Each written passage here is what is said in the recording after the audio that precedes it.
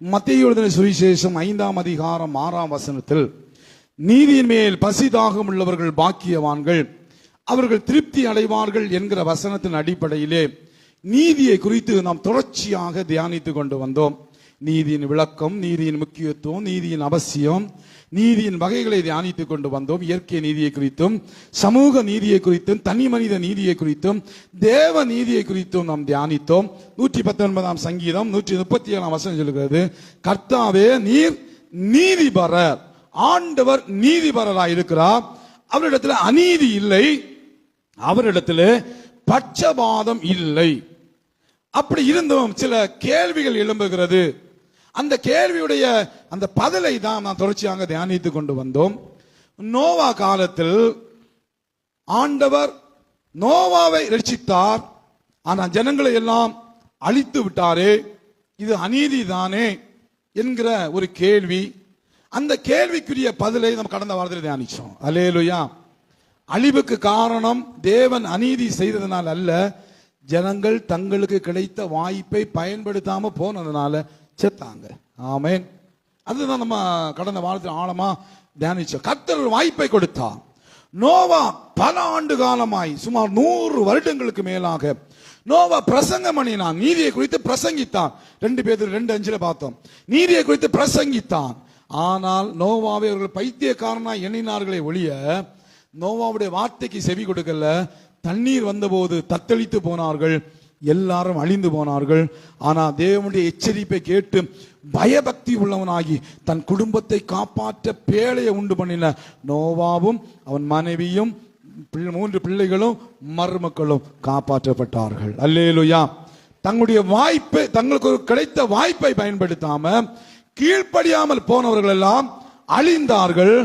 ஆகவே அவர்களுடைய அழிவுக்கு காரணம் தேவன் அல்ல, அவருடைய அழிவுக்கு காரணம் தங்கள் வாய்ப்பை பயன்படுத்தாமல் போனவர்கள். இரண்டாவது ஒரு கேள்வியை உங்களுக்கு முன்பதாக வைத்து கொஞ்சம் நம்ம தியானிச்சோம். தொடர்ச்சியாக தியானிக்கும்படியாக இருக்கிறோம். மல்கியாவின் புஸ்தகம் 1வது அதிகாரம், மல்கியாவின் புஸ்தகம் 1வது அதிகாரம் 2வது வசனத்திலிருந்து 4வது வசனம் வரையிலும் நாம் வாசித்தோம். நான் உங்களை சிநேகித்தேன் என்று கர்த்தர் சொல்லுகிறார், அதற்கு நீங்கள் எங்களை எப்படி சிநேகித்தீர் என்கிறீர்கள். கர்த்தர் சொல்லுகிறார், ஏசா யாக்கோபுக்கு சகோதரன் அல்லவோ, ஆகிலும் யாக்கோபை நான் சிநேகித்தேன், ஏசாவையோ நான் வெறுத்தேன். அவனுடைய மலைகளை பாழும், அவனுடைய சுதந்திரத்தை வலிசர்ப்பங்களையும் வனாந்தத்தில் வலிசர்ப்பங்களையும் தாவும் ஆக்கினேன் அப்படின்னு சொல்லி இந்த வேத வசனத்தை எடுத்துக்கொண்டு இன்றைக்கு அநேகர் வைக்கிற கேள்வி, ஆண்டவர் பட்சபாதம் பார்த்தா ஒரு தாயினுடைய 2 பிள்ளைகள், ஒரு தகப்பனுடைய 2 பிள்ளைகளை ஒன்று போல நேசிக்கணும், ஒன்று போல நேசிக்க வேண்டிய கர்த்தர் ஒருவனை சிநேகித்து ஒருவனை வெறுத்தா, இது அநீதி அல்லவா? இது அநீதி அல்லவா? எங்க கேள்வி இன்னைக்கு எல்லா சமூக வலைத்தளங்கள் வந்துட்டு இருக்கு. நிறைய பேர் கேட்கிற நாத்திகர்கள் இந்த கேள்வியை தான் கேட்டுக்கொண்டு இருக்கிறார்கள். அதுக்குரிய பதில நான் கொஞ்சம் பார்த்தேன், இருந்தாலும் கொஞ்சம் ஆழமாக பார்க்க முடியாது இருக்கிறோம். ஏன் யாக்கோபு ஆசீர்வதிக்கப்பட்டான், ஏன் ஏசா சபிக்கப்பட்டான்? 2 பேரை ஒப்பிட்டு பார்த்தா ஏசாவை போல் அந்த அளவுக்கு யாக்கோபு நல்லவன் கிடையாது, யாக்கோபுடைய அளவுக்கு ஏசா மோசமானவன் கிடையாது. அவன் ஏசா யாரையும் ஏமாற்றினதா சொல்லப்படல, யாரையும் வஞ்சித்ததா சொல்லப்படல, பொய் சொன்னதா சொல்லப்படல. ஆனா யாக்கோபு சொந்த அப்பாவே ஏமாத்தினவன், சொந்த அப்பா கிட்டே பொய் சொன்னவன், அண்ணனுக்குரிய உரிமையை பறிச்செடுத்தவன், கூல காட்டி அண்ணனை மயக்கினவன், எல்லா தந்திரமும் செஞ்சவன். ஆனா ஆண்டவர் சொல்லாதான் யாக்கோபை சிநேகித்தே, நல்லவனா இருந்தான் ஏசாவை வெறுத்தே. இன்னைக்கு இங்க இருக்கிற பலருடைய கேள்வி தான், நான் என்ன துரோகம் பண்ணினேன், நான் என்ன கஷ்டப்பட ஆண்டவருக்கு துரோகம் பண்ணேன், ஏன் ஆண்டவர் என்ன இவ்வளவு கஷ்டப்படுத்துகிறாரு? அவன் பாருங்க கடவுளையும் தேட மாட்டேங்கிறான், ஆண்டவரையும் தேட மாட்டேங்கிறான், அவன் அப்படி இருக்கிறான், அவன் சந்தோஷமா இருக்கிறான், அவன் நல்லா செழித்து வளர்ந்து கொண்டு இருக்கிறானே அப்படின்னு சொல்லி சில நேரங்களில் நம்ம கேள்வி கேட்டுக்கொண்டு இருப்போம். ஆமென். ஒண்ணு தெரியுமா, வெளியே சிரிக்கிற பல பேர் மாய்மாலம் பண்ணி கொண்டு இருக்கிறாங்க, அவங்க வாழ்க்கையில நொந்து போயிருக்காங்க. தெரியுமா உங்களுக்கு? அல்லேலூயா, அல்லேலூயா. வெளியே சிரிப்பாங்க, வெளியே நல்லா சிரிப்பாங்க, நல்லா அவங்கள போல சந்தோஷமான ஆட்கள் கேட்ட சொல்லுங்க, இந்த உலகத்திலே சந்தோஷமான ஆட்கள் நாங்க தான். ஆனா அவங்க வாழ்க்கையை போய் பார்த்தா தெரியும், பாடுகளும் வேதனையும் கஷ்டங்களும் அவங்க படுகிற அந்த அந்த பிரயாசங்கள் சரி வெளியே காட்டிடக்கூடாது, மானம் போயிருமே எங்களுக்கு சில சிரித்து கொண்டு அவங்கள பார்த்து சிலங்களை நம்மளும் ஏமாந்துடுறோம். அல்லேலூயா. அப்ப நல்லா கவனிங்க, நல்லா கவனிங்க. ஏன் எனக்கு இந்த ஆசீர்வாதம் வரல, ஏன் எனக்கு இந்த நன்மை, அதை மட்டும் பார்ப்போம். மற்றவங்க எப்படி இருந்துட்டு போகட்டும். அல்லேலூயா, அல்லேலூயா. அதுக்கு காரணம் என்ன என்பதை தான் எபிரேயருக்கு எழுதின நிருபம் 12ஆம் அதிகாரத்தில் கொஞ்சம் தியானிச்சோம். எபிரேயருக்கு எழுதின நிருபம் 12ஆம் அதிகாரத்தை எடுத்துக்கொள்ளுங்க. எபிரேயருக்கு எழுதின நிருபம் 12ஆம் அதிகாரம் 15வது வசனத்திலிருந்து சொல்லப்பட்டு இருக்கிறது. ஒருவனும் தேவனுடைய கிருபையை இழந்து போகாத படிக்கும் யாதொரு கசப்பான வேர் முளைத்தெழும்பி கலக்கம் உண்டாக்குறதுனால் அநேக தீட்டுப்படாத படிக்கும் ஒருவனும் வேசி கள்ளனாகவும் ஒருவேளை போஜனத்துக்காக தன் சேஷபுத்திர பாகத்தை விற்று போட்ட ஏசாவை போல சீர்கட்டவனாகவும் இராதபடிக்கு எச்சரிக்கையாயிருங்கள். ஒருவேளை போஜனத்துக்காக சேஷபுத்திர பாகத்தை விற்று போட்ட ஏசாவை போல சீர்கட்டவனாய். அவனை ஆண்டவர் வெறுக்க காரணம் என்னன்னா, அவனை வேதம் சொல்லுகிறது சீர்கட்டவன். அவன் சீர்கட்டவன். அவன் யாருக்கும் துரோகம் பண்ணல, யாரையும் கஷ்டப்படுத்தல, யாருக்கும் விரோதமா பார்க்கல. எல்லாருடைய பார்வையில நல்லவன். என் பார்வையில ஏசா நல்லவன், உங்க பார்வையில ஏசா நல்லவன், ஆனா தேவனுடைய பார்வையில அவன் சீர்கட்டவன். இதுதான் பிரச்சனை இன்னைக்கு. இதுதான் இன்னைக்கு எல்லா இடங்களிலும் இருக்கிற பிரச்சனை.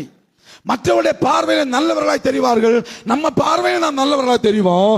ஆனா தேவனுடைய பார்வையில நாம் யார்? தேவன் நம்ம எப்படி பார்த்து கொண்டிருக்கிறார்? தேவன் நம்ம எப்படி பார்க்க தவறுகிறோம். பார்க்க தவறுகிறதுனால தான் பல பிரச்சனைகளையும் பல வேதனைகளையும் நம்ம சம்பாதிச்சு கொண்டிருக்கிறோம். பாடுகள் மேல பாடுகளை பட்டு கொண்டிருக்கிறோம். தேவனுடைய பார்வையில நான் யார்? அல்லேலூயா. வேதம் சொல்லுகிறது ஒருவேளை போஜனத்துக்காக, ஒரு நேர சாப்பாட்டுக்காக சேஷ்டபுத்திர பாகத்தை விற்று போட்ட சீர்கட்டவன் அப்படின்னு சொல்ல. அவன் சீராய் வாழ வேண்டியவன். அவனுக்கு மகிமையான ஆசீர்வாதங்கள் உண்டு. என்ன? அவனுக்கு ஒரு சேஷ்டபுத்திர பாகம் இருந்துச்சு. அதை ஆதியாகமம் 25ஆம் அதிகாரத்தில் அதை குறித்து சொல்லப்பட்டிருக்கிறது.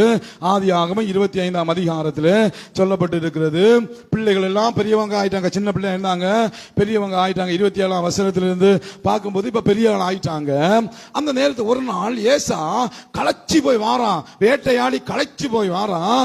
அங்க யாக்கோபு இருந்து கூழ் கலக்கின்ற சிவந்த கூழ் கலக்கி கொண்டே இருக்கிறான். ரொம்ப டயர்டா வந்து தம்பி கிட்ட கேட்கிறான், தம்பி ரொம்ப பசியா இருக்குடா, கொஞ்சம் கூழுதா அப்படின்னு கேட்டபோது அவன் சொன்னான், அது எப்படி தருவேன் சோதரம், இல்லடா எனக்கு ரொம்ப பசிக்குதுன்னு கேட்டபோது அவன் சொல்றான், நான் உனக்கு கூழு தாரேன், ஆனா நீ எனக்கு ஒரு காரியத்தை செய்யணும் அப்படின்னு என்ன கேட்டான் பாருங்க.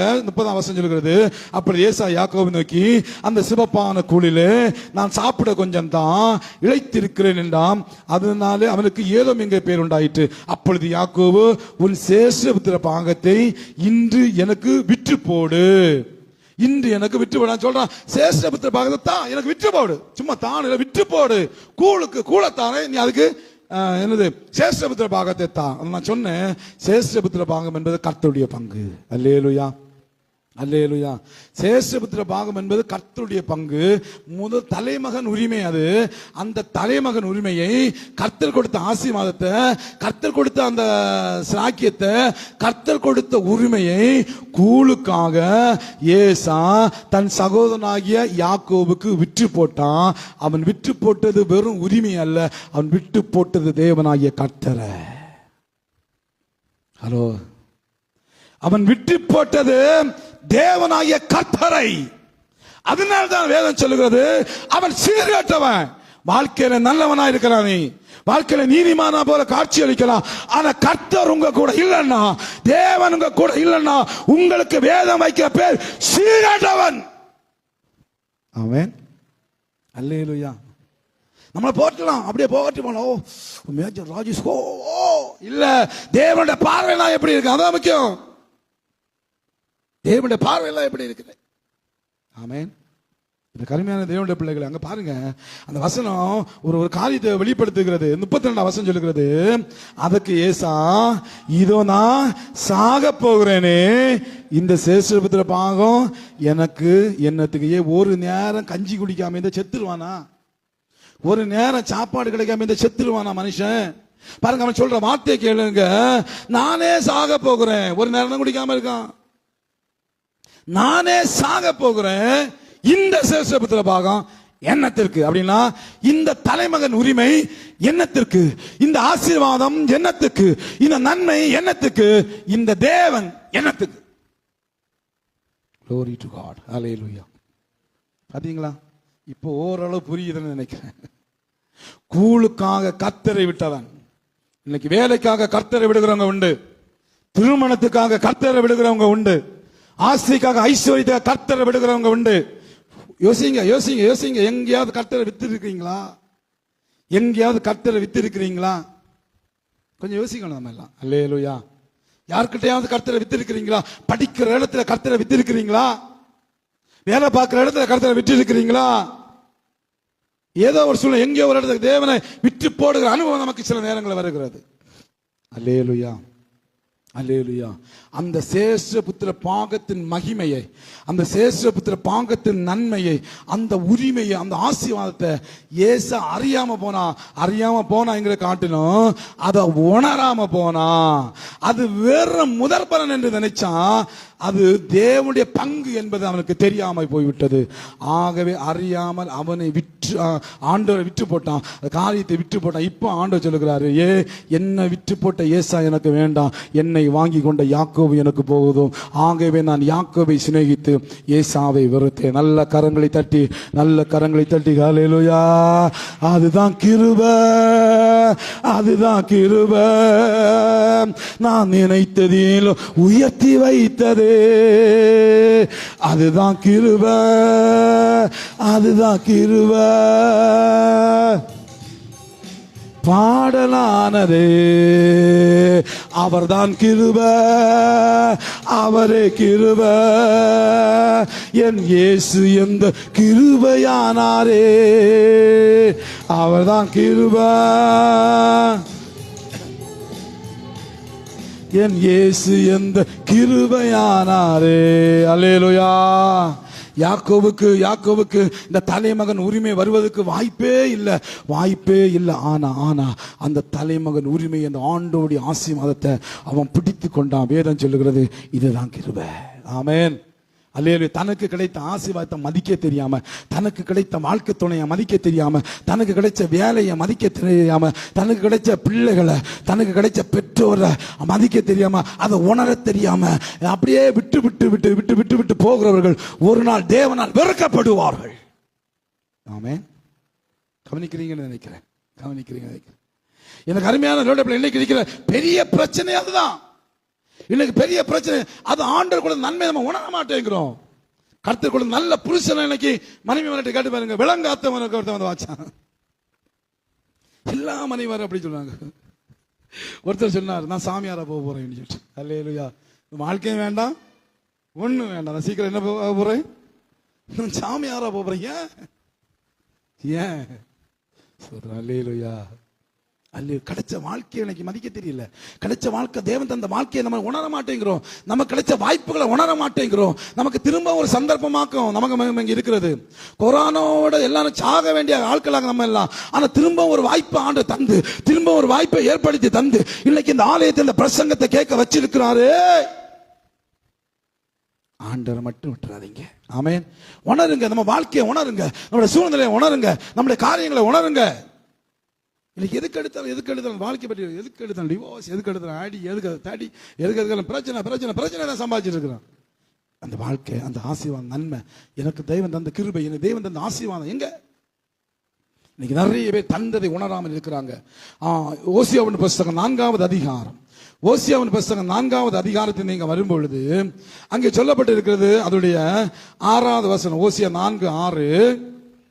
என் ஜனங்கள் அறிவில்லாமையினால் சங்காரமாகிறார்கள், நீ அறிவை வெறுத்தாய், ஆகையால் நீ என் ஆசாரியனா இராதபடிக்கு நானும் உன்னை வெறுத்து விடுவேன்.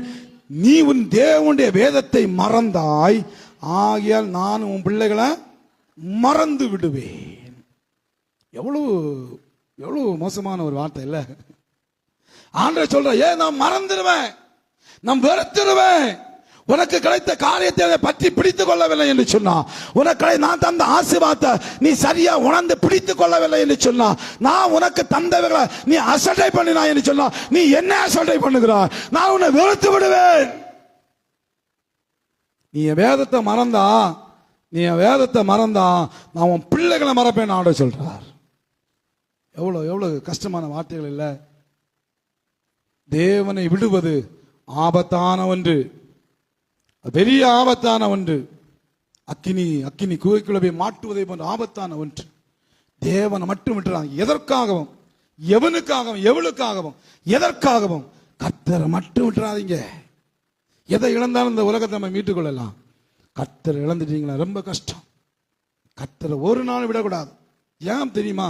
ஏன் கர்த்தரை விடக்கூடாது? எரேமியாவின் புஸ்தகம் 17ஆம் அதிகாரம், எரேமியாவின் புஸ்தகம் 17ஆம் அதிகாரம் அப்படி 5வது வசனம் சொல்லுகிறது, மனுஷன் மேல் நம்பிக்கை வைத்து மாம்சமானதை தன் புயபலமாக்கி கொண்டு கர்த்தரை விட்டு விலகுகிற இருதயம் உள்ள மனுஷன் சபிக்கப்பட்டவன் என்று கர்த்தர் சொல்லுகிறார். 13ஆம் வசனம், இஸ்ரவேலின் நம்பிக்கையாக கர்த்தாவே, உம்மை விட்டு விலகுகிற யாவர் வெட்கப்படுவார்கள்.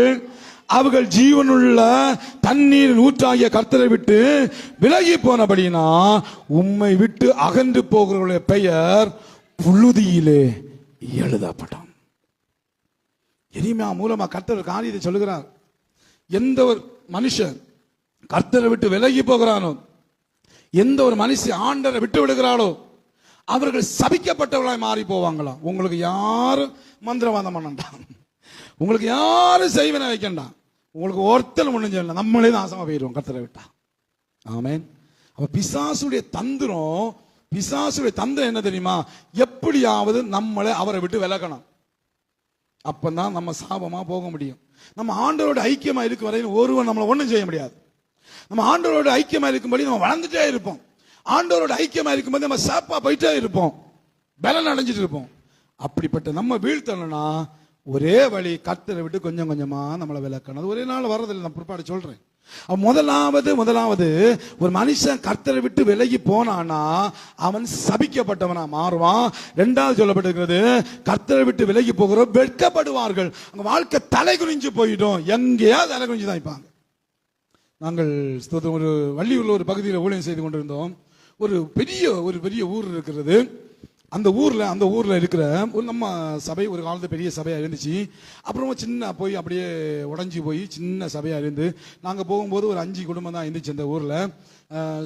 ஊர் சுற்றி நிறைய மக்கள் இருக்கிறாங்க.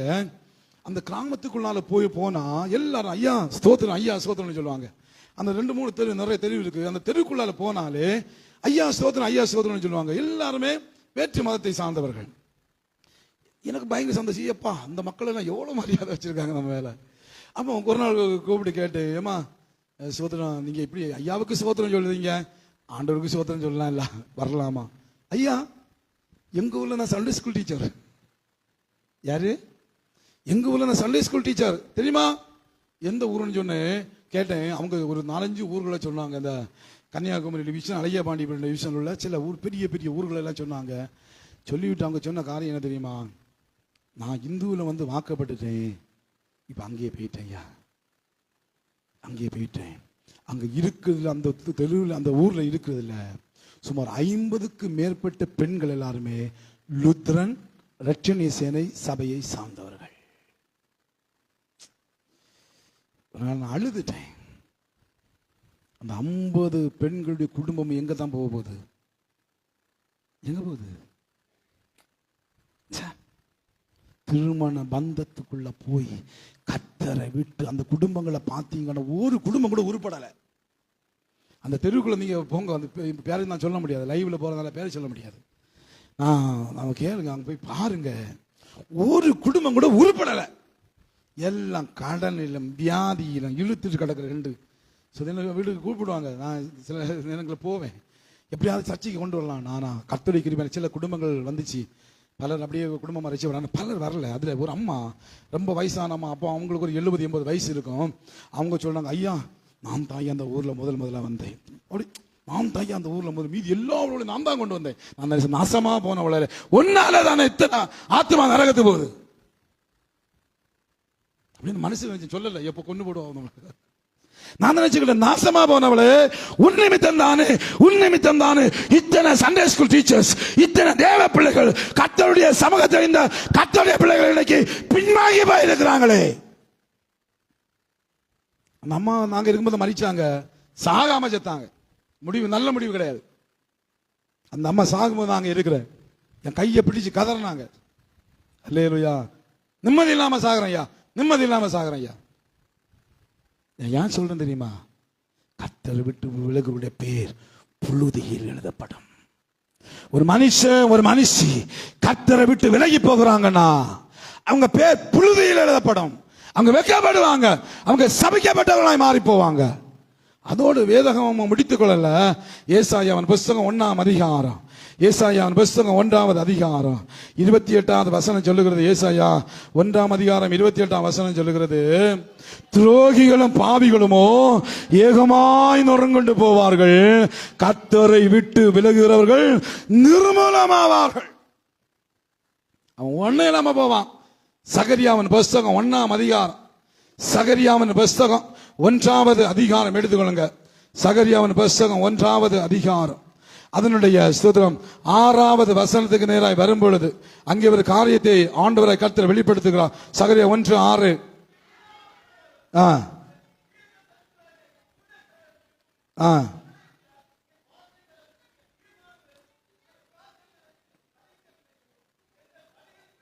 பாருங்க, என் வார்த்தைகளும் என் தீர்மானங்களும் உங்கள் பிதாக்களிடத்தில் பலிக்கவில்லையோ. அப்ப ஒரு கேள்வி கேட்டு வருகிறார். நிறைய காரியங்கள் சொல்லலாம். என்னன்னா, நீங்க என்ன விட்டா நீங்க அழிஞ்சு போவீங்க, நீங்க என்ன விட்டா நிர்மூலமாவீங்கன்னு உங்க பிதாக்களுக்கு நான் சொன்ன காரியங்கள் எல்லாம் பலிக்கவில்லையோ. ஒரு காரியம், நான் உங்கள் பிதாக்களுக்கு சொன்ன நன்மை, நீ ஆசீர்வாதமா இருப்பாய், ஆசீர்வாதமா இருப்பாய், ஆசீர்வாதமா இருப்பான்னு சொன்ன வார்த்தைகள் பலிக்கவில்லையோ. ரெண்டும் பலிக்கும். ஆமென். கர்த்தரோட சார்ந்து இருந்தா நன்மை நம்ம மேல வந்து பலிக்கும், கர்த்தரை விட்டு விலகி போனா தீமை நம்ம மேல வந்து பலிக்கும். அல்லேலூயா, அல்லேலூயா, அல்லேலூயா. என்ன செய்வது, என்ன செய்வது, ஏன் இனி என்ன பண்ணுவது? ஆனா ஒரு எச்சரிக்கை நமக்கு கொடுக்கப்பட்டிருக்கிறது. எபிரேயர் 12ஆம் அதிகாரம், எபிரேயர் 12ஆம் அதிகாரத்தில் ஒரு எச்சரிக்கை கொடுக்கப்பட்டிருக்கு. எடுத்துக்கொள்ளுங்க. எபிரேயர் 12ஆம் அதிகாரம் 17வது வசனம். ஏனென்றால் பிற்பாடு அவன் ஆசீர்வாதத்தை சுதந்திரித்துக் கொள்ள விரும்பியும் ஆகாதவன் என்று தள்ளப்பட்டதை அறிவீர்கள். அவன் கண்ணீர் விட்டு கவலையோடு தேடியும் மனம் மாறுதல யாரு தெரியுமா? யாரு? ஏசா. மேல உள்ள வசனத்தை பாருங்க. சொல்லு. ஏசா சேஷபுத்திர பாகத்தை விற்று போட்டான். ஆகையால் அதுக்கு பிற்பாடு அவன் கண்ணீர் விட்டான், கதறினா, புலம்பினா, ஆசீர்வாதத்தை சுதந்திரித்துக் கொள்ள விரும்பியும் ஆகாதவன் என்று தள்ளப்பட்டு போனா, தேடியும் கண்ணீரோடு கவலையோடு தேடியும் மனம் மாறுதல. இப்படிப்பட்ட ஒரு நிலைமை நமக்கு வந்துடக்கூடாது. அதுக்கு தான் ஐயா அம்மா நான் இவ்வளவு கத்திட்டே கிடக்கிறேன். ஏன் இவ்வளவு நான் சொல்றேன், ஏன் இவ்வளவு சோதனை, இந்த காரியங்களை ஏன் உங்களுக்கு வெளிப்படுத்தி தரேன்? ஏன்னா இந்த ஒரு நிலைமை நமக்கு வந்துடக்கூடாது. அவன் திரும்ப வாஞ்சித்தான், கிடைக்கல. ஏன்னா கர்த்தரை வித்துட்டான். பாத்தீங்களா, நம்ம ஒரு கர்த்தரை வித்துட்டோம்னா திரும்ப அவரை பிடிக்கிறது ரொம்ப கஷ்டம். கர்த்தரை ஒரு நாள் விடக்கூடாது. சரி, ஏசா சேஷபுத்திர பாகத்தை விட்டான், வித்து போட்டான், அதனால கர்த்தரை விட்டான். இந்த காலத்துல நான் எப்படி கர்த்தரை விடுகிறோம்? நான் சில காரியங்களை உங்களோட கூட பகிர்ந்து மனம் விட்டு பேச போறேன். அல்லேலூயா. நீங்க யோசிக்கிறதுக்கு, சரியா, நீங்க அதை குறித்து யோசிக்கணும், நீங்க அதை குறித்து ரொம்ப திங்க் பண்ணணும். இப்ப என் கேள்விக்கு ஒன்றும் பதில் ஒருத்தர் சொல்ல வேண்டாம். ஆனா உங்க வீடுகளில் நீங்க போய் யோசிங்க, இது சரியா அப்படி கொஞ்சம் ஆராய்ச்சி பண்ணி பாருங்க. இன்னைக்கு மனுஷன் எப்படி கர்த்தரை விடுகிறான்? ஒன்று யோசுவான் புஸ்தகம் 24வது அதிகாரம், யோசுவான் புஸ்தகம் 24வது அதிகாரம் அதனுடைய யோசுவா 24:16 வாசிங்க. அப்பொழுது ஜனங்கள் பிரதித்திரமாக வேறே தேவர்களை சேவிக்கும்படி கர்த்தரை விட்டு விலகுகிற காரியம் எங்களுக்கு தூரமாய் இருப்பதாக. ஒரு முக்கியமான ஒரு சாப்டர் இது. இஸ்ரவேல் ஜனங்கள் எல்லாம் எகிப்திலிருந்து புறப்பட்ட கானானுக்கு போயிட்டாங்க. போய் எல்லா இடத்தையும் சுதந்திரிச்சு கொண்டாங்க. இப்போ யோசுவாவுக்கு வயசாயிடுச்சு. யோசுவா டிரான்ஸ்ஃபர் ஆகிற காலம் வந்தாச்சு. அந்த நேரத்தில் என்ன பண்றான், அதாவது மரித்து போகிற காலம் வந்துடுச்சு. அப்போ எல்லா ஜனங்களையும் கூப்பிட்டு சொல்லுகிறான், நீங்க இவ்வளவு நாள் கர்த்தர் உங்களை நல்ல பத்திரமா நடத்தி வந்தாரு, எல்லாம் நடத்தி வந்தாரு அப்படின்னு சொல்லிவிட்டு சொல்லுகிறான். 14 வசனம் சொல்லுகிறது பாருங்க. ஆகியா நீங்கள் கர்த்தருக்கு பயந்து அவரை உத்தமமும் உண்மையுமாய் சேவித்து உங்கள் பிதாக்கள் நதிக்கு அப்புறத்திலும் எகிப்தில் சேவித்த தேவர்களை அகற்றிவிட்டு கர்த்தரை சேவியுங்கள். கர்த்தரை சேவிக்கிறது உங்கள் பார்வைக்கு ஆகாது என்று கண்டா யாரை நீங்க சேவிக்க போறீங்க என்று இன்னைக்கு தெரிந்து கொள்ளுங்க. நதிக்கு அப்புறத்தில் இருக்கிற உங்கள் பிதாக்கள் சேவித்த தேவர்களை சேவிப்பீர்களோ, நீங்கள் வாசம் பண்ணுகிற தேசத்து குடிகளாகிய எமோரியன் தேவர்களை சேவிப்பீர்களோ, நானும் என் வீட்டாருமா என்றால் கர்த்தரையே சேவிப்போம். நீங்க இன்னைக்கு ஒரு தீர்மானம் பண்ணுங்க, யாரை சேவிக்க போறீங்க. அல்லேலூயா. யோசுவா கேட்ட அதே கேள்வியை நான் உங்ககிட்ட கேட்கிறேன். இவ்வளவு காலம் கர்த்தர் உங்களை கர்த்தர் உங்களை நடத்தி வந்தா, உங்களை பாதுகாத்து வந்தா, நீங்க இன்னைக்கு யாரை சேவிக்க போறீங்க? உடனே நீங்க கேட்கலாம், ஐயா நாங்க கர்த்தரை தானே சேவிக்கிறோம், நாங்க வேற யாரையும் சேவிக்கவில்லையே. நாங்க சர்ச்சுக்கு வருகிறோம், காணிக்க கொடுக்குறோம், ஏசப்பா ஏசப்பான்னு கூப்பிடுறோம், கஷ்டம் வந்தா ஜெபம் பண்றோம், ஏசப்பான்னு தானே கூப்பிடுறோம், இந்த சர்ச்சுக்கு தானே வரோம். அப்படி நாங்கள் வெளியே எங்கே போனாலும் ஏதாவது சர்ச்சுக்கு தானே நாங்கள் போகிறோம். அப்போ நாங்கள் எப்படி வேற தேவர்களை சேவிக்க முடியல? அப்புறம் யோசித்தா நமக்கு அதுக்கு சம்பந்தமே இல்லை. அல்லேலூயா, உண்மைதானே? நமக்கு அதுக்கு சம்பந்தமே இல்லை. அதனால இந்த காரியத்தை விட்டுட்டு அடுத்த காரியத்துக்கு. ஆனால் யோசுவா சொன்ன அந்த காரியத்தை மட்டும் உங்களை ஞாபகப்படுத்த விரும்புகிறேன். சொல்றான், நீங்க இன்னைக்கு ஒரு முடிவு பண்ணுங்க. ஏன் அப்படின்னா 14 வசனம் சொல்லுகிறது பாருங்க. நீங்கள் உங்கள் பிதாக்கள் ஸ்தோத்திரம் அந்த புறத்திலே, அதாவது நதிக்கு அப்புறத்திலே சேவித்த அந்த தேவர்கள் இருக்கிறாங்க. 2, நீங்கள் எகிப்திலிருந்து வரும்பொழுது கொண்டு வந்த கொஞ்சம் தேவர்கள் இருக்கிறாங்க, தேவன் இருக்கிறார். இதுல 3ல யார் வேணும்? இது பாத்தீங்கன்னா முன்னோர்கள் வழிபட்ட தெய்வம் ஒன்று, 2 இவங்க 400 வருஷம் அடிமைப்பட்டு கிடந்தாங்களே அங்க அவர்கள் பார்த்த தெய்வம் ஒன்று, 3வது ஜீவனுள்ள தேவனாய கர்த்தர். அப்ப 3 தெய்வம் இங்க வந்துச்சு. அப்படிதானே மறைஞ்சிருக்கு பாத்தீங்களா 3 அணம். இப்ப யோசுவா சொல்லுங்க, யாரை நீங்க தெரிவு செய்ய போறீங்க? அப்பதான் அவங்க சொல்றாங்க, கர்த்தரை விட்டு விலகுற காரியம் எங்களுக்கு தூரமாயிருப்பதாக. கரங்களை தட்டி நானும் என் வீட்டாருமோ என்றான், கர்த்தரையே சேவிப்போ, நீயும் சேவிப்பாயா, நீயும் சேவிப்பாயா, நானும் என் வீட்டாருமோ என்றா, கர்த்தரையே சேவிப்போ, நீயும் சேவிப்பாயா, சேவிப்பாயா,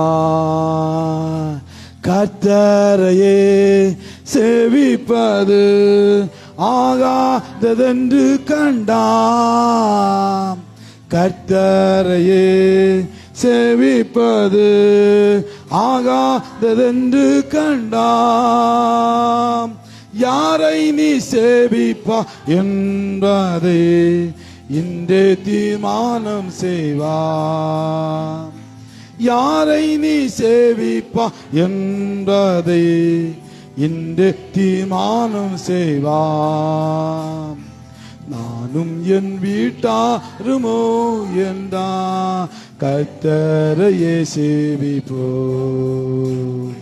நீயும் சேவிப்பாயா, நீயும் சேவிப்பாயா, நீயும் சேவிப்பாயா, நீயும் சேவிப்பாயா, நன்மையான ஈவுகளே தேவாதி தேவன் தந்தார், நன்மையான ஈவுகளே தேவாதி தேவன் தந்தார், கீழ்ப்படிந்து அவ சத்தம் கேட்டு சாட்சியாய் ஜீவிப்பாயா, கீழ்ப்படிந்து அவ சத்தம் கேட்டு சாட்சியாய் ஜீவிப்பாயா, நானும் என் வீட்டாருமோ என்றான். கர்த்தரையே சேவிப்போ, நீயும் சேவிப்பாயா? இயேசப்பா, ஆமென். நீயும் சேவிப்பாயா? நீயும் சேவிப்பாயா?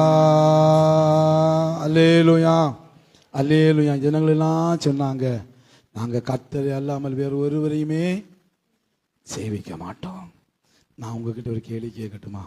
நீங்கள் யாரை சேவிக்க போகிறீர்கள்? என்ன எங்களை பார்த்து கேட்குறீங்க? நீங்கள் யாரை சேவிக்க போகிறீங்க? அப்ப ஏதோ ஒண்ணு இருக்கு, அப்படிதானே? நான் ஒரு சில காரியங்களுக்கு சொல்றேன். நான் சொல்ல யோசிக்க சொன்னேன். இந்த குத்து விளக்கை பற்றி ஏற்கனவே உங்ககிட்ட நான் சொல்லியிருந்தேன். குத்து விளக்கை பற்றி நீங்க அறிந்து கொள்ளணும்னா விக்கிபீடியா கூகுள் தளத்தில் நீங்க போங்க, குத்து விளக்கின் தத்துவம் அப்படின்னு போடுங்க. நான் பார்த்துருக்கிறேன், இந்த கொஞ்சம் அந்த பக்கத்தில் நிறைய ரட்சணை சேனை சபைகளில் கூட குத்து விளக்கு இருக்கு. நிறைய சபைகள் விளக்கிட்டாங்க இருக்கு. நிறைய வீடுகளில் குத்து விளக்கு வச்சிருக்கிறாங்க கிறிஸ்தவர்கள். ஒரு பெண் திருமணமாகி போகும்போது குத்து விளக்க கொடுத்து தான் அனுப்புவாங்க. இது இயல்பான காரியங்கள். அப்ப குத்து விளக்குடைய தத்துவம் ஒன்று இருக்கு. நான் இதை விவாதத்துக்கு கொண்டு வரல, நல்லா கவனிங்க. நீங்க யோசிக்கும்படியா சொல்றேன். விவாதத்துக்கு இதை நான் கொண்டு வரல. இன்னைக்கு நிறைய கிறிஸ்தவ வீடுகளை குத்து விளக்கு வச்சிருக்கிறாங்க. இந்த ஒவ்வொரு காரியத்துக்கும் ஒரு தத்துவம் இருக்கு. இது அவங்க அந்த என்ன தத்துவத்தில் அடக்கி இருக்கிறாங்க. அதுதான் நம்ம வேதத்துக்கு ஒப்பிட்டு பேசல. அவங்க என்ன சொல்றாங்க அப்படிங்கிறத நீங்க குத்து விளக்கு தத்துவம்னு சொல்லி கூகுள்ல போய் சர்ச் பண்ணி பாருங்க. அது சொல்லப்பட்டிருக்கிறத நான் வாசிக்கிறேன். குத்து விளக்கு தெய்வீகமானது, தெய்வ அம்சம் பொருந்தியது என்பர். இந்துக்களும் தமிழர்களும் மங்களத்தை குறிக்கும் தத்துவமாக இதனை கொள்வர். இதன் அடிபாகம் பிரம்ம அம்சம் என்றும், நீண்ட நடுப்பகுதி மகா விஷ்ணு அம்சம், மேற்பகுதி சிவ அம்சம் என்றும் கூறப்படுகிறது. விளக்கில் ஊற்று நெய் நாதம், திரி பிந்து, சுடர் அலைமகள், சுடர் கலைமகள், தீ மலைமகள், இப்படி அனைத்தும் சேர்ந்ததே குத்து விளக்கு என்பார். அல்லேலூயா. படிச்சு கேட்டீங்க தானே? நான் இதை விவாதத்துக்கு கொண்டு வரல, நான் யோசிக்கும்படியாக சொல்லுகிறேன். அப்ப குத்து விளக்கு ஒரு வீட்டில் இருக்குன்னா அங்கே சிவன் பிரம்மா விஷ்ணு இருக்கிறாங்க. அங்க அலைமகள் இருக்கிறான், அங்கே கலைமகள் இருக்கிறான். கிறிஸ்தவ வீட்டில் இயேசு எங்க? கிறிஸ்தவ வீட்டில் இயேசு எங்க? மனசில் வச்சுக்கோங்க, சரியா? அப்போ உங்க வீட்டில் குத்து விளக்கு இருக்குன்னா பிற மதத்தினுடைய தெய்வம் உங்க வீட்டில் இருக்குன்னு அர்த்தம். வச்சுக்கோங்க. சரி, ரெண்டாவது, நம்ம வீடு கட்டும் போது எல்லாருக்கும் பயங்கரமா ஐயாவை கூப்பிட்டு அன்னைக்கு சேமுலாம் அரைஞ்சி அப்படியே வீடுகள் எல்லாம் போட்டு பண்ணுவாங்க. சோதரம் நான் ஒரு சாட்டு போட்டு வச்சிருக்கிறேன். ஒரு சாட்டு உங்களுக்கு தெரியாது. இந்த சாட்டு எதை குறிக்கிறதுனா வாஸ்துவை குறிக்குது. ஒரு வீட்டில் அந்த 4 திசை இருக்கு, அப்படிதானா? என்னெல்லாம்? கிழக்கு, மேற்கு, வடக்கு, தெற்கு, மொத்தம் 8 திசை உண்டு, அப்படிதானே? வடகிழக்கு, தென்கிழக்கு, தென்மேற்கு, வடமேற்கு. அவங்க அந்த வாஸ்து அவங்க நம்பிக்கை, அது அதன்படி நடக்கும். நான் இதை பொய்ன்னு சொல்ல வரல, சரியா? அவங்க நம்பிக்கையை சொல்றேன், அது பொய்ன்னு சொல்ல வரல, பொய்ன்னு சாதிக்க வரல. அது அவங்க நம்பிக்கை, அதன்படி அவங்களுக்கு நடக்கும். நீங்க பின்பற்றினா உங்களுக்கு நடக்கும், சரியா? இது ஒரு நிலைமை. ஆனா பாருங்க, கிழக்கு இந்திரனுக்குரியது, தெற்கு யமதர்மனுக்குரியது, மேற்கு வருணனுக்குரியது, வடக்கு குபேரனுக்கு உரியது. வடகிழக்கை ஈசானி மூலை என்பார்கள், தென்கிழக்கை அக்னி மூலை என்பார்கள், வடமேற்கை வாயு மூலை என்பார்கள், தென்மேற்கை கன்னி மூலை என்பார்கள். நம்ம அந்த தென்கிழக்கு, வடகிழக்கு, வடமேற்கு இதெல்லாம் விட்டுருவோம். நமக்கு தேவை கன்னி. நம்ம எல்லாரும் வீடு கட்டும் போது நமக்கு கன்னியை பார்க்கிறோம். கன்னினா யார் தெரியுமா? ஒரு வீட்டில் திருமணத்துக்கு முன்பதாக கன்னி தன்மையோடு இருந்த வாலிப பெண்கள், அதாவது திருமணமாக முன்பதாக இறந்த பெண்களை தான் கன்னி என்பார்கள். அதோடைய ஆவி அவங்க வீட்டில் இருக்கும் அப்படின்பாங்க. அப்போ நல்லா கவனிங்க, நீங்க வீடு வாஸ்து எல்லாம் நாங்கெல்லாம் வாஸ்து பார்க்கறது இல்லையா, நாங்கள் ஜெபம் பண்ணி தான் ஆரம்பிச்சோம். ஆனா கன்னி மூலம் மட்டும் நீங்க பாக்குறீங்கன்னு சொன்னா அது நிறுதின்னு சொல்லுவாங்க. கன்னி மூலம் மட்டும் பாக்குறீங்கன்னு சொன்னா கன்னி மூலம் மட்டும் உங்க வீட்டுல கிரியை செய்யாது. உங்க வீட்டுல வாயு பகவான் கிரியை செய்வார், உங்க வீட்டுல அக்கினி பகவான் கிரியை செய்வார், உங்க வீட்டுல இந்திரன் கிரியை செய்வார், குபேரன் கிரியை செய்வார், யமதர்மன் கிரியை செய்வார். இவங்க எல்லாம் கிரியை செய்வார். எனக்கு அருமை தேவ பிள்ளையே, இப்ப சொல்லுங்க, உங்க வீட்டுல யார் இருப்பா? தண்ணி பார்த்து வீடு கட்டுற வீட்டுல யார் இருப்பா? ஏசு இருக்க மாட்டார். ஐயோ ஐயோ ஐயோ, இததான் சொன்ன, நீங்கள் யாரை சேவிக்க போறேன்னு இன்னைக்கு தீர்மானம் பண்ணுங்கள். ஆசாரி சொல்றதை கேட்க போறியா, ஆண்டவர் சொல்றதை கேட்க போறியா? ஆசாரி அவங்க நம்பிக்கை சொல்வார் ஐயா, அவங்க நம்பிக்கை சொல்லுவார். உன் நம்பிக்கை கிறிஸ்தவனா முழு கிறிஸ்தவனாயிரு. என்னுடைய எதிர்பார்ப்பாதான், நீ கிறிஸ்தவனா முழுமையா கிறிஸ்தவனாயிரு. இல்ல இதுல இது அங்க பாதி அங்க பாதி, இந்த குந்தி குந்தி குந்தி குந்தி நடக்கிற வாழ்க்கை நமக்கு வேணாம். அப்படி குந்தி குந்தி நடக்கிறவர்களை விட்டு தான் கிறிஸ்து அப்படியே வெளியேறி போகிறார். வீட்டுக்கு 2 அட்டாச் பாத்ரூம் கட்டுவோம், வீட்டுக்கு 2-3 பெட்ரூம் கட்டுவோம், வீட்டுக்கு வந்தா விருந்தினர்கள் வந்தா உட்கார்ந்து டீ குடிக்கிற இடம் கட்டுவோம், அல்லது நம்ம எல்லாரும் சேர்ந்து சாப்பிடுற இடம் கட்டுவோம். உன் தேவனை தேட ஒரு ஜபாலயம் உண்டாகும் வீட்டுல. சொல்லுங்க, யாரை நீ சேவிப்பா என்பதை இன்றே தீர்மானம் செய்வார். ஆட்கள் பெருக்கு அறப்பு இருக்கும். உன் வீட்டுல ஜபாரம் இருக்கா? கர்த்தர் தேடுறதுக்குன்னு ஒரு இடம் இருக்கா? ஏன் இல்ல? அவர்கள் மற்ற மதத்தவர் பாருங்க, தங்களுக்குன்னு ஒரு பூஜை அறை வச்சிருப்பாங்க, தங்களுடைய தெய்வத்தை தொழுவதற்குன்னு அதுக்குரிய இடங்களை அமைச்சு வச்சிருப்பாங்க வீடுகள்ல. உங்க வீட்டுல என்ன இருக்கு? பாத்ரூம் இருக்கு, 2-3 பாத்ரூம். கர்த்தரை தேடுவதற்குள்ள இடம் இல்லை. அப்ப காரணம் சொல்லிட்டான், அவன் சொல்லிட்டான், ஏன் இப்படிதான் அறை இருக்கணும், ஏன் இப்படிதான் இங்க இது இருக்கணும் அங்க இருக்கணும். என்ன அறை இருந்தாலும் என்ன வச்சாலும் ஆண்டவராக இயேசு வாழ்க்கை இல்லைன்னா, ஆண்டவராக தெய்வம் உன் வீட்டுல இல்லைன்னா உன் வீடு சுடுகாடுதான். ஒரு மூலையை பார்க்கணும் ஐயா, இயேசு நம்ம வீட்டுல இருந்தா நம்ம வீடு சொர்க்கம். கரங்களை தட்டி. ஏன் தெரியுமா வீட்டுல சமாதானம் இல்ல? ஏன் தெரியுமா வீட்டுல நிம்மதி இல்ல? ஏன் தெரியுமா உன் வீட்டுல ஆசீர்வாதம் இல்ல? ஏன் தெரியுமா நீ கடல்ல மூழ்கி கொண்டிருக்கிற, கர்த்தரை விட்டு தூரமா போய் கொண்டிருக்கிற? ஆனா வந்து இங்க துள்ளலாம், இங்க ஆராதிக்கலாம், சோத்திரம் சொல்லலாம், காணிக்க கொடுக்கலாம். ஆனா உன் வீட்டுல தேவன் இருக்கிறாரா? டிவி பட்டி வைக்க மட்டும் அழகா கட்டுவோம், அது பிறகு சாத்தானுடைய நிகழ்ச்சியெல்லாம் பார்த்து ரசிப்போம். நம்ம நேரம் செலவிடும்படி, அந்த தேவனோட நேரம் செலவிடும்படி, அந்த கர்த்தரோட நேரம் செலவிடும்படி ஏதாவது ஒரு மூலை. உணருங்கள் உணருங்கள் உணருங்கள். அல்லேலுயா அல்லேலுயா. ஓபேத்-ஏதோம் என்கிற ஒரு மனுஷனை குறித்து சொல்லப்பட்டிருக்கிறது. அவன் வீட்டில் உடன்படிக்கை பெட்டி வைப்பதற்கு இடம் கொடுத்தான். அவன் இடம் கொடுத்த உடனே வேதம் சொல்லுகிறது, 3 மாசத்துல அவன் வாழ்க்கையில உயர்வு எங்கிருந்த வந்துச்சு. ஆமேன். உடன்படிக்கை பெட்டி, அது ஒரு ஆழமான செய்தி. அது கர்த்தரை குறிக்கிற ஒரு அடையாளம். தேவனுக்கு தன் வீட்டில் இடம் கொடுத்தான். 3 மாசத்துல ஓகோன்னு வந்தான். இந்த கருமை தெய்வ பிள்ளை, உங்க வீட்டில் இயேசு இருக்காரா? உங்க வீட்டில் இயேசு இருக்கிறாரா? உங்க வீட்டில் என்னென்னமோ இருக்கு, எல்லாம் இருக்கு. நமக்கு அளவுக்கு மீறி பணம் இருக்கலாம், பொருள் இருக்கலாம், ஆட்கள் இருக்கலாம், எல்லாம் இருக்கலாம். உன் வீட்டில் இயேசு இல்லைன்னா என்னம்மா வாழ்க்கை? என்ன வீடு கட்டி என்ன? நாங்கள் ஒரு சில விஷயங்களை உங்களுக்கு நான் பிராக்டிக்கலாக சொல்லிட்டு இருக்கேன். சரியா? ஒரு வீட்டில் இருந்தேன், ஒருத்தர் ஒரு நாள் ஓடி வந்தார். ஐயா எங்க வாங்க பாருங்க, அங்கே பாருங்கன்னு சொன்னார். நான் பார்த்து இப்போ இல்லை முன்னால் கொஞ்சம் ஒரு 10-15 வருஷத்துக்கு முன்னால் நான் வீடுகள் டிஷ் அந்த மற்ற ஆண்டனா வச்சிருப்பேன், இல்லை டிவி ஆண்டனா. பார்த்தீங்களான்னு சொன்னா, சொன்னேன் ஆமா, என்ன ஆண்டனா இருக்கு? இல்லை பார்த்து நல்லா பாருங்க, ஆண்டனா தான் ஐயா. எங்க வீட்டு ஆண்டனாயும் அந்த வீட்டு ஆண்டனாயும் பாருங்க. ஞாயிற்றுக்கு வரை எங்க வீட்டு ஆண்டனா கீழே இருந்துச்சு. இன்னைக்கு பாருங்க எங்க வீட்டு ஆண்டனாயா நான் நாசமா போட்டு நாங்க வசத்தினா. அவன் ஆண்டனா ஓய்ந்தா, நீ எதுக்கிட்ட நாசமா போற? நம்பிக்கையை பாத்தீங்களா? இன்னைக்கு நிறைய பேர் வீடு வசத்துல இருக்கு தெரியுமா? அந்த வீடை விட என் வீடு கீழே இருந்திருக்கலாது. நீங்க வீட வசத்தலாம், மாடி மேல மாடியை கட்டலாம். ஏசு அங்க இல்லைன்னா, தாழ்ந்த வீட்டில் ஏசு இருந்தாருன்னா நீ மகிழ்ச்சியா வாழ்வையா.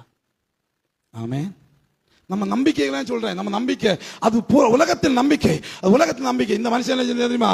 மறுநாள் போனா ஒரு 100 அடிக்கு ஒரு இன்னொரு கம்பியை வாங்கிட்டு வந்தான், ஏத்துனா வட்டி பாத்தியா ஒன்னை விட தான் வசந்துட்டேன். மறுநாள் காலையில மொத்த டிஷிங்கில் இருந்தது, ஆண்டனாவும் கீழே விழுந்து கூரை பிச்சுன்னு போயிடுச்சு. அவன் செய்யான் இவன் செய்யான் வசத்தாத, உனக்கு உனக்கு ஆசீர்வாதம் வேணும் வசத்து. அதை நான் உன்னை ஐயா நான் என்ன தான் சொட்டி காட்டுறீங்கன்னா ஐயம்மா யாரையும் ஐயா ஒருத்தரையும் சொல்லலை, நான் சொல்றேன் எதுக்கு செய்யறீங்கன்னு புரிஞ்சு செய்யுங்கன்னு சொல்றேன். எதுக்கு செய்யறீங்க? அப்படி இருந்தா நம்ம நாசமா போயிடும். அப்படி அல்ல, எங்களுக்கு தேவை இருக்கு, அறைகள் தேவை இருக்கு, நான் எடுக்கிறேன். ஓகே, அதனால இப்படி ஆயிடும் அப்படி ஆயிடும் அப்படி அப்படி. என் வீடு தாழ்ந்து போன ஒன்றும் ஆகாதையா, கர்த்தர் அங்க இருந்தா போதும். ஆமென். இப்போ எங்க வீடு தான் ரொம்ப பள்ளமா இருக்கு, எல்லாரும் சேர்ந்து எங்களுக்கு வீடு கட்டி தரணும். கேட்டீங்களா? இந்த வீடுகளை பார்த்தோம்னா சோதரா நாங்கள் ஆசீர்வாதம் இருக்கோம், நீங்க மட்டும் ஆசீர்வாதம் பண்ண போதுமா? என் வீடு இல்லையா, உயரம் இல்லையா முக்கியம், கர்த்தர் அங்கே இருக்கணும். ஆமென். அல்லேலூயா. இன்னும் வேற தெய்வங்கள் நமக்கு உண்டா? இதை தாண்டி இனி என்ன, இதை தாண்டி இனி என்ன இருக்கு அப்படின்னு சொல்லி ஆராய்ச்சி பண்ணீங்கன்னா, இந்த கல்லறைக்கு மாலை போட போவோம். நான் தப்பா பேசல, நல்லா கவனிச்சிங்க. நான் உங்க பழக்க வழக்கங்களை தப்பா பேசல, யோசிக்கும்படி சொல்லுகிறேன். ஒரு ஆண்டுக்கு கல்லறைக்கு மாலை போட போனாங்க. அப்ப நான் கேட்டேன், ஐயா இது எதுக்கு நீங்க போடுறீங்க? அவர் இறந்து 1 வருஷம். ஐயா நான் போடலன்னு அப்பா வருத்தப்படுவார், அப்பா வருத்தப்படுவார். நான் சொல்றேன், அப்ப யோசிச்சு ஐயா 1 வருஷம் தாண்டிட்டு அவர் உள்ளதான் இருக்க. நான் அப்போ அப்படியே நினைச்சிட்டு இருந்து சுத்தம் இங்க இல்ல சுத்தம் அவர்கிட்ட கேட்டேன் ஐயா சிரிச்சுட்டு, ரொம்ப ஃப்ரெண்டு சிரிச்சு கேட்டேன், உங்க அப்பாவை இப்படி அநாத ஆசிரமத்தில் கொண்டு போட்டிருக்கீங்களே, இந்த மண்ணுக்குள்ளால கொண்டு போட்டிருக்கீங்களே, உங்க அப்பா வருத்தப்படுவான்னு கூட்டிட்டு உங்க ரூமில் ஒரு அறை எடுத்து வைக்க வேண்டியது ஐயா. சிரிச்சுட்டே சொன்னேன். அவர் சொன்னாங்க, ஐயா அது ஆவி, அது ஆவின்னு தெரியுதில்ல, திரும்ப எதுக்கு மாலை? நீங்க போடக்கூடாதுன்னு சொல்லல, நீங்க என்ன வருத்தப்படக்கூடாது, நான் உங்கள்ட்ட போடக்கூடாது, எதுக்கு போடுறீங்க? அப்படி உங்க அப்பா, உங்க தாத்தா, உங்க பாட்டி, உங்க சகோதரங்க அங்க உள்ள இருப்பாங்களா, இல்ல போயிட்டாங்களா? அப்ப வீணா அந்த கல்லறை நீ விக்கிரகம் ஆக்குறல்ல, அந்த கல்லறைக்கு நீ மரியாதை கொடுக்கறல்ல, இப்ப அந்த கல்லறையில ஒரு ஆவி இருக்குல்ல, அந்த ஆவி உன் கடவுளா மாறிச்சு இல்ல?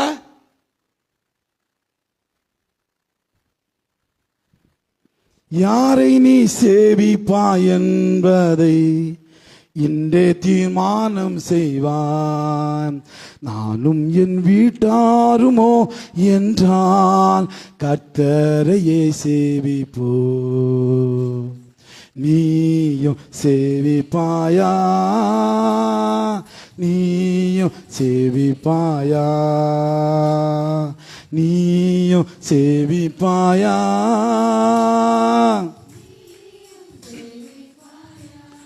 நீங்க யோசிக்கணும், எதை செஞ்சாலும் நான் ஏன் செய்வேன், அவங்க செஞ்சாங்க அதனால நான் செஞ்சேன் இல்ல. ஒரு அடுக்கார நடக்கு, அண்ணன் தம்பி பயங்கர சண்டை, நாங்க நிக்கிறேன் அடுக்கார நடத்த நிக்கிறேன், அண்ணன் தம்பி பயங்கர சண்டை. அண்ணன் தம்பிகிட்ட கேட்கிறேன், டேய் ஏன்டா நீ அப்பாவுக்கு செருப்பு வைக்கல? அவன் சொன்னான், அண்ணா எல்லாம் வாங்கிட்டு இதை மறந்துட்டான். நீ எப்படி மறக்கலாம் என் அப்பாவை நீ எப்படி மறக்கலாம்? அவர் செருப்பு இல்லாம போறான்டா அப்படின்னு சொன்ன. இவன் சொன்ன, என்ன நீ விடு நம்ம பார்க்கலாம். இல்ல முடியாது. இவன் ஒருத்தர் சொல்றாரு, ஏய் விட்டு விட்டு விட்டு தள்ளுப்பா. இல்ல முடியாது, எங்க அப்பாவை செருப்பா வச்சுதான் அனுப்பணும். அவன் தம்பி திரும்ப கேட்டான், டேய் இவ்வளவு நான் எங்களை பண்ண நீ அப்பா கால செருப்பு இல்லாம ரத்தம் சொட்ட தெருவில் நடந்து போனாரு, அப்ப நீ பார்த்துட்டு தானே போன, அன்னைக்கு என்ன பண்ண நீ? இதே கேள்விதான் இன்னைக்கு நானும் கேட்கிறேன். அப்பா சாப்பாட்டு வழி இல்லாம, அப்பா நடக்க முடியாம தத்தி தருமாறி காலில் ரத்தம் வந்த அளவுக்கு ரோட்டில நடக்கும் போது உனக்கு இல்லாத அந்த பாசம் செத்தபோது எப்படியா வந்துச்சு? இருக்கும்போது ஒரு தண்ணி கொடுக்க மாட்டான், மாலை என்ன மரியாதை யோப்பா அல்ல கடந்து வாழுது புறாங்க, ஜெபம் பண்ண விட மாட்டாங்க. கிறிஸ்தவனுடைய நம்பிக்கை மரணம் அல்ல, அது மறுமைக்குள் பிரவேசித்தது. அங்க கடந்து ஆளுது போடுறான், அங்க கடந்து சாடி பறைக்கு யோமனோட அதுவரை முகத்தை பார்த்திருக்க மாட்டான், அதுவரையில முகத்தை பார்த்திருக்க மாட்டான். அன்னைக்கு தான் முத்தணும், அன்னைக்கு தாங்க கொண்டாடணும். இருக்கும்போது பாருங்கய்யா, இருக்கும்போது அவங்களுக்கு கண்ணு தண்ணி கொடுங்க, இருக்கும்போது சாப்பாடு கொடுங்க. செத்த பிற்பாடு என்னதான் போட்டாலும் ஒரு பிரயோஜனம் இல்லை. யாருக்காக பண்றீங்க?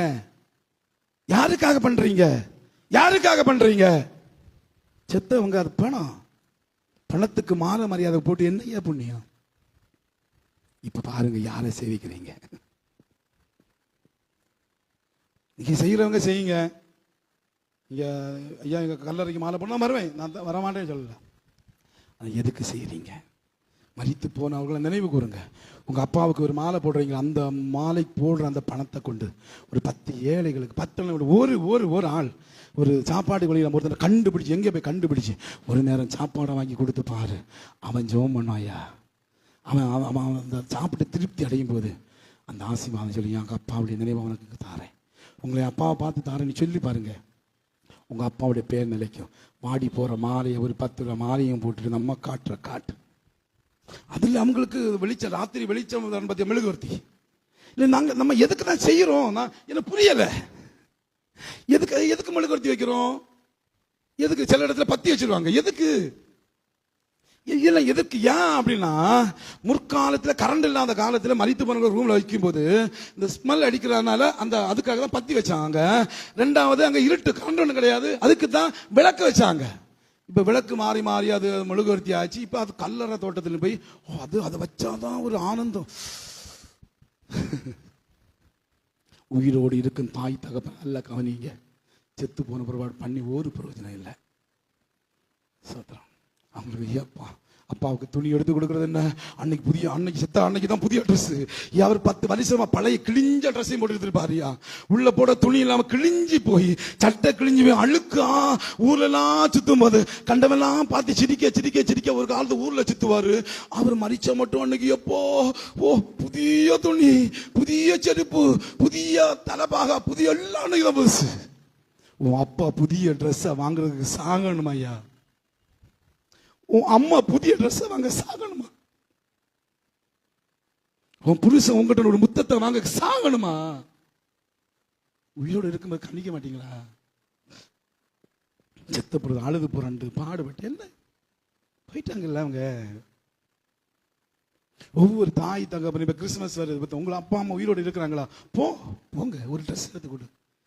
எத்தனை ட்ரெஸ் அவங்களுக்கு இருந்தாலும் போடாம வச்சிருந்தாலும் தான் பிள்ளை வாங்கி கொடுக்குற ட்ரெஸ்ஸுக்கு இருக்கிற மகிமையை வேறையா தெரியுமா உங்களுக்கு? நம்ம ஆடம்பரமா செலவு பண்றோம். ரொம்ப இல்லை, ஒரு 200-300 ட்ரெஸ் போதையா. படிக்கிற பிள்ளைகள்கிட்ட நான் சொல்லலை, அது முடியாது, அது வாங்கக்கூடாது, நீங்க வாங்க கூடாது. ஆனா வேலை பார்க்குறவங்க ஒரு ட்ரெஸ், அது வயசு எத்தனை உங்களுக்கு கவனிச்சாலும் சரி கவனிக்காம போனாலும் சரி, ஒரு ட்ரெஸ் வாங்கி அம்மா அப்பா இந்த கிறிஸ்துமஸ் இன்னைக்கு போடுங்க செய்யலாம் தானே? அதுக்காக சாகணுமா? செத்தாதான் செய்வீங்களா? அப்பா அம்மா இருக்கிற சின்னத்தில் பார்க்க மாட்டாங்க. செத்த பிற்பாடு அப்போ உங்க அப்பா அம்மாவை நீங்க வந்து பார்க்கறதுக்கு அங்க சாக வேண்டியிருக்கு. பாத்தீங்களா? இன்னைக்கு ஒரு தீர்மானம் பண்ணுங்க. நானும் என் வீட்டாருமோ என்றால் கர்த்தரையே சேவிப்போ. நீயும் சேவிப்பாயா? நீயும் சேவிப்பாயா?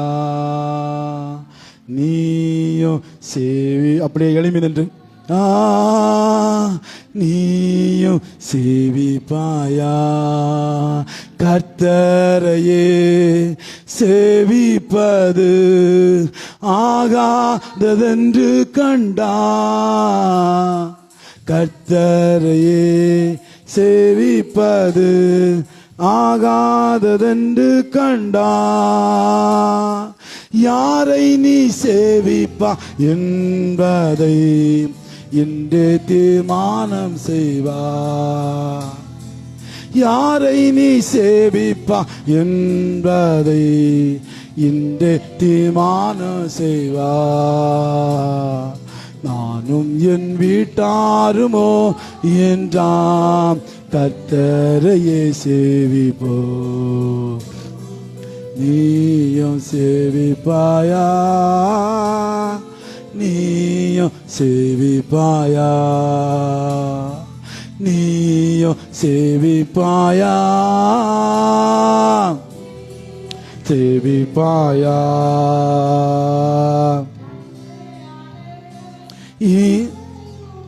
ஆமென். ஏசப்பா உங்க கிருபை எங்களை தாங்கட்டும் ஆண்டவரே. எங்க வீடுகள்ல நீங்க இருக்கணும் ஆண்டவரே. விடுதலை பெற்ற நாங்கள் ஈசப்பா, இன்னைக்கு உங்க வீட்டுல யார் இருக்கிறா கொஞ்சம் யோசித்து பாருங்க.